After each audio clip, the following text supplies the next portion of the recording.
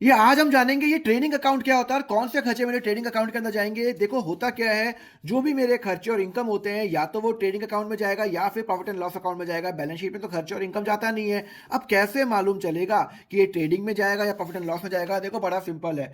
जो भी खर्चे मेरे प्रोडक्ट बनाने में लगते हैं या प्रोडक्ट के अंदर जाते हैं वो सारे खर्चे मेरे ट्रेडिंग अकाउंट के अंदर जाएंगे। तो all the expense which goes into the manufacturing of the goods और service will go to the trading account. जैसे कि मैं मान लो ये मैं पेन बना रहा हूं, तो पेन के अंदर मेरा क्या क्या लगेगा, मेरा इंक लगेगा तो ट्रेडिंग अकाउंट में जाएगा, निप लगेगा ट्रेडिंग अकाउंट के अंदर जाएगा। मशीन, भैया मशीन तो मेरा एसेट है। कैरिज इनवर्ट तो ये तो मेरा बैलेंस शीट में जाएगा। कैरिज इनवर्ट सामान लाने का खर्चा, जो मैं रॉ मटेरियल ला रहा हूं उसका जो खर्चा होगा वो भी कहां जाएगा, ट्रेडिंग में जाएगा। फैक्ट्री रेंट, बिना उसके प्रोडक्ट बन सकता है, नहीं बन सकता तो वो भी ट्रेडिंग में जाएगा। फैक्ट्री की इलेक्ट्रिसिटी, उसके बिना प्रोडक्ट बन सकता है, नहीं बन सकता, ट्रेडिंग में जाएगा। प्लास्टिक ट्रेडिंग में जाएगा।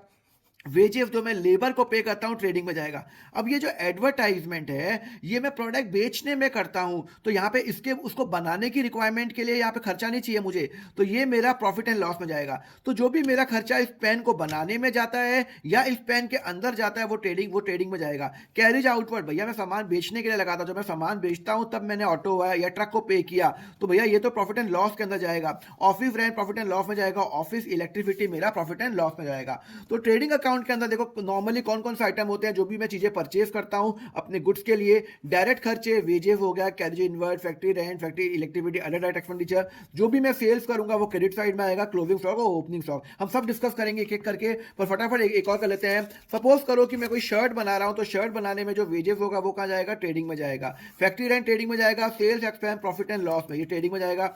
Audit expense profit and loss में जाएगा, ये भी प्रॉफिट एंड लॉस में जाएगा। ये सब इसको बनाने में नहीं चाहिए। कैरिज इनवर्ट ट्रेडिंग में जाएगा, ये प्रॉफिट एंड लॉस में जाएगा। प्रॉफिट एंड लॉस में जाएगा। Profit and loss, profit and loss, profit and loss and profit and loss. ये सारे जो खर्चे हैं ये प्रॉफिट एंड लॉस में क्यों जाएंगे? बिकॉज ये सामान बनाने में हेल्प नहीं करते, सामान बेचने में या फिर ऑफिस के खर्चे इसके अंदर होते हैं।